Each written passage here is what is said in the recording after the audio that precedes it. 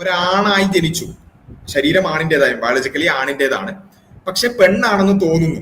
പക്ഷെ ഈ പെണ്ണാണെന്ന് തോന്നുക എന്ന് പറയുന്ന സാധനം എന്താ? ഇവർ പറയുന്നു അതല്ല ഇതല്ല അതല്ല, അതായത് കരച്ചല്, മറ്റേത് പിന്നെ പല ടോയ്സിനോടുള്ള അട്രാക്ഷൻ, ഇങ്ങനെയുള്ള പല പല കാരണങ്ങൾ നമ്മൾ, പക്ഷെ അതൊന്നുമല്ല.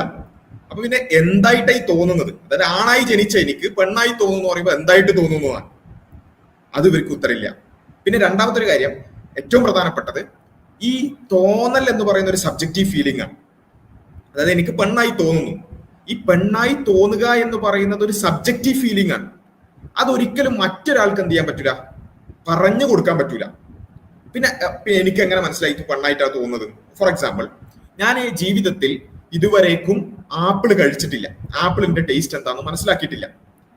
അങ്ങനെയുള്ള ഞാൻ മാങ്ങ കഴിച്ചിട്ട് പറയാണ് ഇതിന്റെ ടേസ്റ്റ് ആപ്പിളിന്റെ ടേസ്റ്റ് പോലെയാണ് എന്ന് പറയണമെന്ന് വിചാരിക്കാം.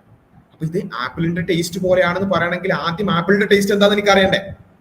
ഇവിടെ ജനിച്ചിട്ടുള്ള ഒരു പുരുഷനും പെണ്ണിന്റെ, അതായത് പുരുഷനെ സംബന്ധിച്ചിടത്തോളം പുരുഷന്റേതായ, അവൻ ആണായി ജനിച്ചു, അവന്റേതായ ഫീലിങ്സ് മാത്രമേ അവനുള്ളൂ. അവന്റേതല്ലാത്ത മറ്റൊരു ഫീലിംഗ്, ഒരു സബ്ജക്റ്റീവ് ഫീലിംഗ് അവന് ഉണ്ടായിട്ടില്ല.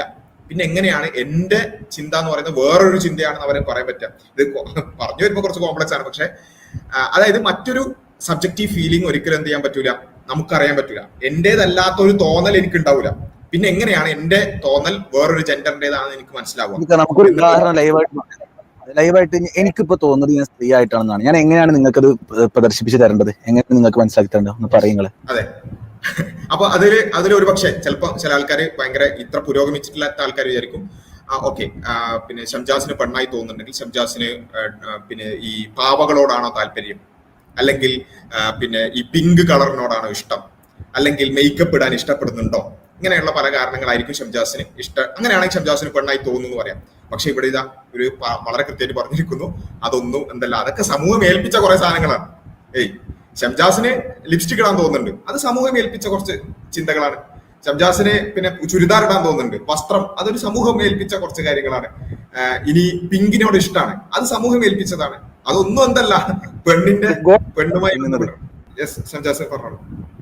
അല്ലെ, ബേസിക്കലി സെൽഫ് ഗോൾ അടിച്ചിട്ടാണ് തുടങ്ങുന്നത്. സെൽഫ് കോൺട്രഡിക്ഷൻ പറഞ്ഞുകൊണ്ടാണ് പുസ്തകം തന്നെ തുടങ്ങുന്നത്. അപ്പൊ നമുക്കിവിടെ ക്ലിയർ ആക്കാൻ പറ്റാവുന്ന ഒരു പോയിന്റ് എന്താന്ന് വെച്ചാൽ, നേരത്തെ പറഞ്ഞതുപോലെ ഒരാള് പിന്നെ അവരുടെ ഇങ്ങനത്തെ സംഗതികളൊന്നുമല്ല. മാനദണ്ഡം എന്താന്ന് ചോദിച്ചാൽ ഞാൻ പറയുന്ന സ്റ്റേറ്റ്മെന്റ് മാത്രമാണെന്നുള്ളത്. അതാണ് വീണ്ടും നമ്മൾ അടിവരയിട്ടത് എത്രമാത്രം സാമൂഹ്യപരമായ എത്ര വിപത്തുണ്ടാക്കും നമ്മൾ പറയും. ഇതൊന്നും മാനദണ്ഡമല്ല. അവരുടെ സംസാരം മാനദണ്ഡമല്ല, വസ്ത്രം മാനദണ്ഡമല്ല, ആറ്റിറ്റ്യൂഡ് മാനദണ്ഡമല്ല, മാനറിസം മാനദണ്ഡമല്ല. ഇതൊന്നും ആണിന് ഇങ്ങനെ പെണ്ണിന് ഇങ്ങനെ ഒന്നും ഇല്ല എന്നാണ് നമ്മുടെ ടെക്സ്റ്റ് ബുക്ക് പറയുന്നത്. അപ്പൊ പിന്നെ എന്ത് എന്ന് ചോദിച്ചാൽ അതിന്റെ ഉത്തരം എന്റെ സ്റ്റേറ്റ്മെന്റ് മാത്രമാണ്. പിന്നെ അപ്പൊ ഞാൻ പെണ്ണാണ് എന്ന് പറയുന്ന എന്റെ സ്റ്റേറ്റ്മെന്റ് മാത്രമാണ് എന്നെ പെണ്ണാക്കുന്നത്. ഞാൻ ആണാണ് എന്ന് പറയുന്ന സ്റ്റേറ്റ്മെന്റ് മാത്രമാണ് എന്നെ ആണുമാക്കുന്നത് എന്നാണ് നമ്മൾ ടെക്സ്റ്റ് ബുക്ക് ഇപ്പൊ പറഞ്ഞു വെക്കുന്ന ഒരു സാധനം. അതുകൊണ്ട് നമ്മൾ അടിവരയിടുന്നത് ഇത് പ്രായോഗികവൽക്കരിക്കുന്ന ഒരു സമൂഹം എത്രമാത്രം പിന്നെ ക്രൈസിസ് ആയിരിക്കും അനുഭവിക്കുക എന്നുള്ളതാണ്.